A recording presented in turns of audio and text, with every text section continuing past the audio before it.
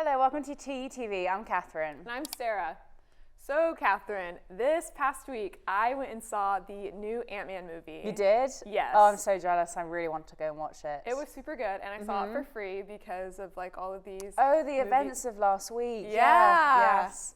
I really wish I'd utilised that, but unfortunately, my timings didn't quite work out. But so how did you find the movie without any spoilers? Without any spoilers, it's very goofy, which I love. I'm tired of dramatic and sad action movies, so Me too. Yeah. Love a bit of comedy. Me too, and there's lots of comedy, but there's also lots of heart because, you know, it's all about family and like coming together as a group.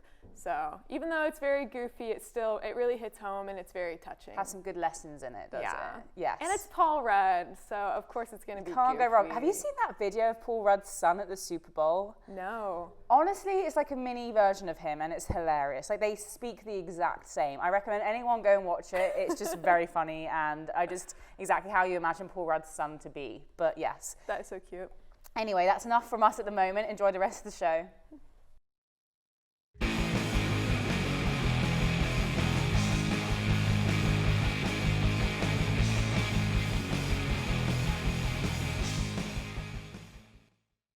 Hello, welcome to TUTV. I'm Joe McCurdy. And I'm Jonathan Rice. Let's jump to the news.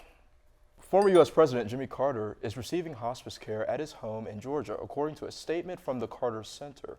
The 98-year-old former president has had a series of health scares, including his brain surgery in 2019, and has decided to spend his remaining time at home with his family, according to the Carter Center, a non-governmental organization founded by Jimmy Carter and his wife, Rosalind Carter. Despite health challenges, Carter has continued to be active in philanthropy and advocacy and is widely regarded as a respected statesman and champion of human rights. One of Carter's grandsons, Jason Carter, said in a statement that his grandfather is, quote, at peace and as always at home full of love, end quote. According to an article published by News on 6, firefighters extinguished a grass fire on the northeast side of Tulsa near Spartan College on Sunday afternoon. The fire had been spreading rapidly in a field near East Pine and North 89th East Avenue before firefighters were able to put it out. A local in the area shared in a statement that, quote, the grass was usually dry. My neighbors have started a community garden here, so it was usually taken care of, end quote. Excluding the dry grass, the cause of the flames is unknown, and the Tulsa Fire Department has yet to release a statement. The war in Ukraine has reached a standstill as it enters its second year. Despite several ceasefires and peace agreements, tensions between Ukraine and Russia remain high. Ukrainian troops continue to battle Russian-backed separatists in the country's eastern region, while diplomatic efforts to resolve the conflict have stalled. In the absence of a resolution, the conflict has led to the displacement of thousands of people and a humanitarian crisis in the region. A subscription service produced by Facebook called Meta Verified has been announced this past Sunday. The service will allow users on Facebook and Instagram to place a blue check mark besides their username for $12 a month, says a report from TechCrunch. Mark Zuckerberg said in a Facebook post that the service is, quote, made for increasing authenticity and security across our services, end quote. The verification features takes much influence from Twitter's implementation of similar concept where its users pay a set price to also have a check mark by their name. Article concluded by highlighting that Meta has taken a few negative hits financially this past fiscal year, and this is likely an attempt to increase its revenue. So Twitter Blue, Facebook Prime. I know, it's getting crazy out here, isn't it? Yeah. What are your thoughts on, paying for verification? I mean, I have a few subscriptions, not to any social media accounts. Gotcha. So I can understand like paying for a service, but when it's for verification on social media, I'm not the biggest supporter of that. I think it's a little bit cringe. Well, I agree. But also, it's like, kind of what's the point of, like, being verified if you're not, I guess, a well-known person, I think. I feel like it's just kind of a waste of money. Yeah. It's like, a faux feeling of, feeling like a celebrity, right. in my opinion. So we'll see, when the first month, reports come out, let's see how many people actually buy this, Facebook Prime. I'm calling it. It's not the actual name. But definitely. Yeah. We'll see you next time. Hello everyone, welcome back to Caneflix Picks, the show where we recommend to you some of the best films streaming on Caneflix Tulsa streaming service. Today we're going to be giving you some of our favorite underseen or underrated films that you might not have heard of that we think you should really check out. It'll be a great time. My first recommendation for you all this week is Waves. This 2019 film from director Trey Edward Schultz is a family drama that follows the story of a son for the first hour and switches perspective to the daughter after a key event that breaks the family. This film manages to break your heart and heal it by the time the credits roll, all while being visually stunning. This film has a beautiful opening shot that I still think about every week and a score filled with all of the classics of the early 2010s. If you are a fan of HBO's Euphoria, I highly encourage you to check out Waves. You'll love it. A24's Bodies, Bodies, Bodies was a criminally underseen dark comedy from director Helena Regin and screenwriter Sarah DeLapp. The film's cast of characters, played by rising stars like Amanda Stenberg and Rachel Sennott, alongside names like Pete Davidson, find themselves locked in a New England mansion in the middle of a hurricane and fight to survive as dead bodies start to crop up. DeLapp's script is cutting and surprising alongside expressive and precise costume design, courtesy of Katina Danabasis, and sharp cinematography from Jasper Wolfe. Balancing the tragic and comedic tones this film ambitiously seeks to portray is no easy feat, but this creative team pulls through for one of the funniest and most unpredictable films of 2022. Recommendation is the Lovecraftian science fiction horror film Annihilation. Alex Garland's second official directorial effort stars Natalie Portman, who plays a biologist who is called in by the government to investigate a nature anomaly called the Shimmer that is slowly growing. The slow build of existential defeat and despair combined with the visuals that may never be repeated make this science fiction film a masterpiece that went unnoticed in 2018, so I hope you all give it the time of day. Minari, a semi-autobiographical film from writer-director Lee Isaac Chung, may have been nominated for a slew of Academy Awards when it was released in 2020, but the film's $15 million lifetime gross still leaves it in the category of criminally underseen. This deeply emotional story follows a Korean family working to build a life in rural Arkansas while facing debt, health issues, and other crises that threaten to tear them apart. Minari is a tender, poetic, and artfully composed film that is worth a watch for anyone, and the film's ties to the Oklahoma film industry make it especially essential viewing for this community. Thank you everyone for tuning in to this week's edition of Caneflix Picks. We'll be back next week with more recommendations for you. See y'all soon.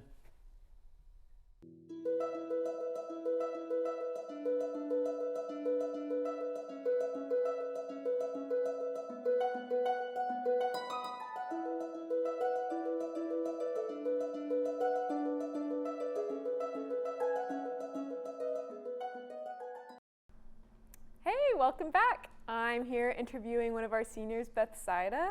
Can you tell me, what's your major? My major is computer simulation and gaming, and I have minors of art and film, so cool. I'm creative. So how did you get involved with TUTV? So basically, walking around one of those fair things, I saw Wes, and he was like, "Hey, we've had class together. You want to do TUTV?" And I'm like, "What is it?" And he's like, "Well, it's like a TV production." And I'm like, "Okay." So then whenever we first kind of got here and just look around at all the positions, they were just like, "We need an audio engineer. Our senior's graduating." And I'm like, "Sure, I'll do it." And then after that, they were like, "Hey, so you're cool with this position, right?" And I'm like, "Yeah." And they're like, cool. Later on, I figured out it's a hard position. I'm like, "Why did you do this to me? I could have done something simple." And they're like, "We need you." And I'm like, "Okay, I guess." And I stuck around for 2 years. I'm glad you stuck around, or else we would be gone, both an audio engineer and our wonderful you. So I'm glad it wasn't too intimidating for you. Yeah. So this semester, you've been working on your senior project. Can you tell me what it is? So basically, in our senior software thing, we have like a project that deals with like VR and kind of like the co-op of it all. So kind of has 4 players all together, and they're able to play throughout this game that's based in sci-fi fiction, kind of like in Star Wars, but not Star Wars because copyright claims. Right. Yeah. And it's kind of like, they have 4 people. One's a leader, one's a hacker, one's a scout, and then one's a demo expert. And they all kind of like make sure to each of kind of like balance each other out, so one person can't overpower another person. They gotta actually like cooperate. Right. That's like the whole theme of the game, other than beat the robots, the enemies. Okay, so there's robots and there's 4 players. What does the world building look like? So is this in the past or another planet, the future? How is this set up? It's kind of like future, and it's kind of in different planets because they, at first we had more of a story based of like, oh hey, the Earth, it's destroyed. But then we kind of was like, no, maybe we could go the exploration route, So we have our thing where they explore and then they find this like material or metal. Right now we have a placeholder called copium. Pretty good stuff. But they didn't realize that it's like easily manipulated by an alien race. And the base of it all is just having the alien race kind of hack into their robots that are built with the material, but they don't know it yet. And so then they just like have to battle their robots that they made and go through the story and try and figure out who's behind it all. Wow, that's super cool. So with this creative process, it's a group project. So what have you specifically been doing whenever working on this video game? So I'm one of the front-end people, so we're like the creative people. And right now I've been mainly working on like concept art, 3D modeling for different weapons, and like one of the biggest things is like a spaceship. Yeah. That's so cool. Yeah, it's cool, but it's hard to do. It's hard to like come up with different like ideas and stuff. At first I had 3 different ideas, but then my art software crashed and it corrupted the file, so then I didn't have those ideas anymore, so then I had to remake it a whole different thing. But it ended up okay, It's not too bad. Yeah. That's super cool. So after this project is all finished this semester, is this going to be something that you'll work on in the future after graduation, or will it be published? How does the end of this project look like? So because I'm not the head of it all, the person who's behind it, he kind of wants it to have a like episode 1 release as like a free thing to play for people. Yeah. And then maybe in the future look into developing it further. Yeah, that's so cool. Well, thank you so much for talking to me today. We'll see you guys later.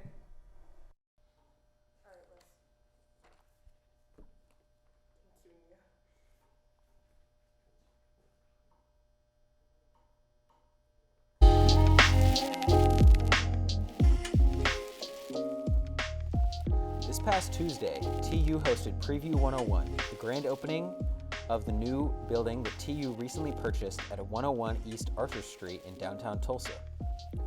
Formerly known as the Hardesty Arts Center, or AHA, the organization closed abruptly this past fall, leaving a vacant building sitting on some of the most coveted real estate in the entire city. TU was quick to put its hand out to purchase the building and has been working on plans for how it will be incorporated into the university's larger mission over the past few weeks. This past week was the grand introduction of the new space to the wider community, and invitees included TU administration and board members, faculty, and other leaders and figures in the Tulsa community. The festivities featured hired dancers, musicians, and other performances, alongside an art gallery exhibition and a wide assortment of food and drinks. The space is still under construction, and conversations on final decisions on plans for the building are still ongoing.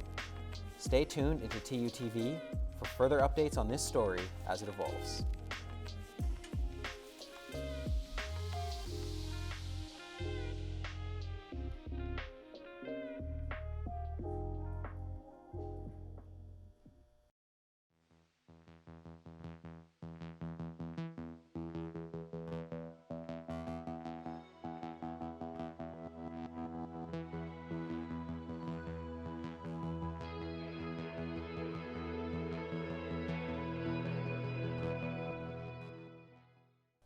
Hello, welcome to TUTV. I'm Joe McCurdy. I'm Wes Addington. Let's get right into it. Tulsa men's basketball has lost 8 of their last 9 games, losing once again this past Sunday to the Owls of Temple. Tulsa was unable to stop the Temple offense in the second half, as the Golden Hurricane men's basketball team fell 76-53. The largest lead Tulsa had came at the 12-minute mark in the first half with a lead of 4. Sam Griffin led the way for Tulsa with 16 points, marking his 7th straight game in double digits. Even though Tulsa outshot Temple from the three-point arc, Temple out-rebounded and outshot Tulsa from the field and saw no pushback from the Golden Hurricane, winning by more than 20 points. Tulsa face off against ECU today at 7 p.m. at the Reynolds Center, one of the 2 final home games Tulsa has until the end of the season. Tulsa football's 2023 schedule has been announced, and the Golden Hurricane have some new matchups this year, as well as the return of some old rivalries. This is TU's first season in the new American Conference, which saw the additions of teams like Rice, UTSA, Charlotte, North Texas, UAB, and Florida Atlantic. Tulsa will face 4 out of the 6 of these teams, 3 of which are going to be at home. In terms of the non-conference schedule, Tulsa will have their hands full playing Washington and Oklahoma in back-to-back games. This is the first time Oklahoma will be playing at Chapman Stadium since 2014, and Tulsa will be looking to pull off the upset and get their first win over the Sooners since 1996. With the bowl game being more than obtainable in his first season as head coach, Kevin Wilson will be looking to make a statement in this new American Athletic Conference. The University of Tulsa men's tennis team entered a back-and-forth shootout with the 4-3 Nebraska Cornhuskers on Friday and came out on top 4-3. This home victory improves the Golden Hurricane to 5-3 on the season. Tulsa took the initial doubles point with the help of Timothy Carlson-Seeger and Daniel Siddall at the number 3 position, followed by number 51 ranked Connor DeMarco and Cody Pearson at the number 1 spot. In singles action, senior Stefan Hump scored first for Tulsa with a decisive 6-3, 6-1 decision at the number 2 position. Nebraska would answer back wins at the number 3 and 6 positions before senior Ezekiel Santalia followed up with a 1-6, 7-6, 6-2 victory at the number 5 spot. Cody Pearson won a nail-biter, going point for point with Nebraska, but would come out victorious, securing the victory for Tulsa. The University of Tulsa women's tennis team held off the 4-2 Wichita State Shockers to gain the victory 4-3. The performance of Laya Monfort, Maria Branda, and Lily Hutchins helped Tulsa push past the Shockers. The win improves the Golden Hurricane to 7-3 on the season, which is the most winningest record in the American Athletic Conference at this time. Tulsa will return to action next weekend at the 75th Annual Blue-Gray National Tennis Classic held in Montgomery, Alabama from February 24th to the 25th. The second softball tournament of the 2023 season has concluded for the Lady Golden Hurricane, now sitting at 5-5 overall after their dominant performance this weekend. After splitting the day with an 8-0 victory over Southern Illinois University, Edwardsville, and 1-0 loss to Jacksonville State, Tulsa came out and swept day 2 of the tournament with a 15-0 victory over Alcorn State and a 4-2 win over Southern Mississippi. Tulsa closed off the tournament with a second win over the SIUE Cougars, this time with an 8-3 victory. Their next tournament will be held next week in Mobile, Alabama, where Tulsa will face teams like Louisiana Tech, Mississippi State, Southern Alabama, and Furman. All right, I know we talked a little bit about, Tulsa's schedule, but there's more football going on, now that the NFL is over. Yeah, please explain this to me. I have no idea what's going on. Yeah, so there's this new, well, not very new, but revamped pro football league called the XFL, which is, funded and run by Dwayne "The Rock" Johnson.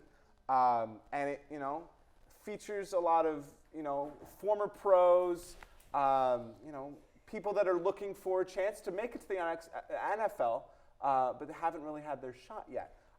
It includes a bunch of new rules, and it fills the time in between college football starting and the NFL ending, and I've actually found it to be quite enjoyable. So yeah, it's football. Football's fun, and it's fun to watch. So hopefully we can get more of these types of brands and programs to start. So yeah. All right. Cool. Well, we'll see you next time. Thanks for tuning in, guys. Check out these upcoming events around the TU community. Jan Doolittle-Wilson, a noted scholar in disability studies, will be talking with Professor Sarah Beam about her book, Becoming Disabled. That is this Thursday at 7 p.m. in the Zara Center, downtown. This conversation will explore how becoming disabled is to forge a new consciousness, challenge discourses and systems, and create valuable alternative meanings. A reception will follow. On Saturday the 25th at 2 p.m., join TU's Office for Diversity, Equity and Inclusion and former Black Panther Party member Elmer Dixon to watch the blockbuster film Judas and the Black Messiah in the DEI office or from your own device on Amazon Prime Watch Party. The film explores the history and current relevance of the Black Panther Party, Black self-reliance and pride. Contact Kelly from the DEI office for watch party instructions.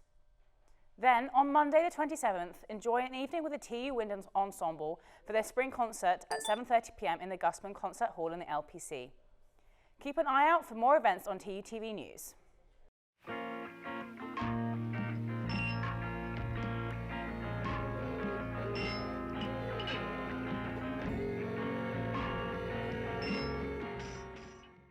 Hello, welcome back to TUTV. I'm Ryan. And I'm Joe. We've got your entertainment today. Let's get to it. Marvel Studios has kicked the box office into high gear with the new film Ant-Man and the Wasp: Quantimania. It landed the largest opening day of 2023 with $46 million gross, including $17.5 million from the Thursday preview screenings from 4,345 locations. Quantimania marks the third highest February opening day in history, standing behind Black Panther and Deadpool. It beats out the Ant-Man series, including 2015 original and its 2018 sequel. However, audience reception for Quantimania is the lowest among the Marvel movies. The film received a B grade through research firm CinemaScore, indicating mild approval among general moviegoers. Netflix announces that they will continue their investment in India this year after seeing the potential growth in their market. The co-CEO, Ted Sarandos, revealed this decision after his meeting with the Indian filmmaker Sanjay Leela Bhansi to promote the upcoming Netflix series Hermandi. In 2002, Netflix debuted 28 Indian originals and 100 so far since launching in the territory. Their content watching grew by 30% last year in India, and their revenue also grew by 25%. Sarandos said, quote, "India is the fastest growing Netflix market in the world this year, and because of that, we're able to continue to invest in great storytelling," end quote. Daniel Kwan and Daniel Scheinert won the top prize for Everything Everywhere All at Once at the Directors Guild of America DGA's awards on Saturday night. The Daniels beat out Steven Spielberg, who holds the record for the most nominations and wins respectively. Over its 75-year history, the DGA Awards has been the most reliable barometer for the Oscars Best Director prize. Only 8 winners have failed to walk away with the Academy Award, most recently Sam Mendes, the director of 1917, who lost to Bong Joon-ho's Parasite in 2020. Celebrating their achievement, Kwan said, quote, "This has been an incredible year for our little film that somehow keeps going," end quote. The Sherwin Miller Museum of Jewish Art collaborates with the Oklahoma Museum of Popular Culture to host the 6th annual Will Eisner Comic Fest this year. The event takes place from noon to 5 p.m. on Saturday, March 4th at the Sherwin Miller Museum of Jewish Art. It will showcase an exhibit from OK Pop plus vendors, local artists, tables, and a cosplay contest. The event is free and family friendly, so mark it on your calendar now and invite family or friends to come with you. The earthquake in Turkey and Syria has drawn global attention, with the death toll from the quakes was reported to be at least 35,000. In an effort to help raise funds supporting those affected by the earthquakes in those countries, more than 30 Turkish, Syrian, and local musicians performed at benefit concerts in New York on February 18th and 19th. 100% of ticket proceeds will benefit the Turkish Philanthropy Fund and Bazme Zeytune, a registered non-governmental organization working in Syria and Turkey. Hopefully, the benefit gained from this event will help people overcome the disaster. So, We're going to circle back to Ant-Man and the Wasp. yes. And, you know, I had a question for you, since you haven't seen the film yet. Right. What is your feeling about the Marvel movies up to this point? Because it seems like we're in a bit of a lull, and it doesn't have any sign of turning back towards the good stuff that we've had in the past. obviously. And I think when you mean the Marvel movies, you mean Phase 4, because Ant-Man and the Wasp is the start of Phase 5. Yes. If you correct me if I'm wrong. I've watched the main movies. I haven't really watched a lot of the series. I think it's interesting what they're doing with it. I mean, obviously it's all all of it is based off the comic books. But, obviously audience reception, once you lose, Robert Downey Jr. and, Chris Evans, it's there's not a lot of more audience appeal other than, comic book movies. I'm still going to watch it, either if it's going to be in theaters or on Disney+. But, it'll always be interesting to see, where it goes. Yeah, definitely. Well, that's all we have time for. We'll see you next week. Have a good one.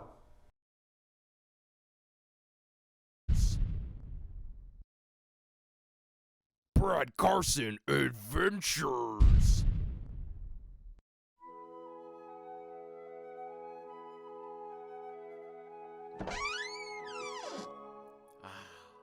What a lovely Tulsa Tuesday. I really hope nothing bad happens today. Little does Brad Carson know, I have a few tricks up my sleeve. Ah, the smell of fresh paint. I wonder what was just freshly painted. Oh no! Who wrote all over our beautiful walls? Who would have done such a thing? Hey, you, hiding in those bushes. Who are you? You're probably wondering who I am. Yeah, I just asked that question. I am the Hurricane Heckler, and I seek to cause calamity all over this campus. Hey, stop! Get back here! Rad! Rad! Where's Rubble at Rat Race? Pat's case! Come on, Goldie. We need to find this troublemaker before he does anything to our new pizza bar. Will Brad Carson and Goldie be able to stop the Hurricane Heckler? Or is TU doomed to experience mild inconveniences? Tune in next time to find out.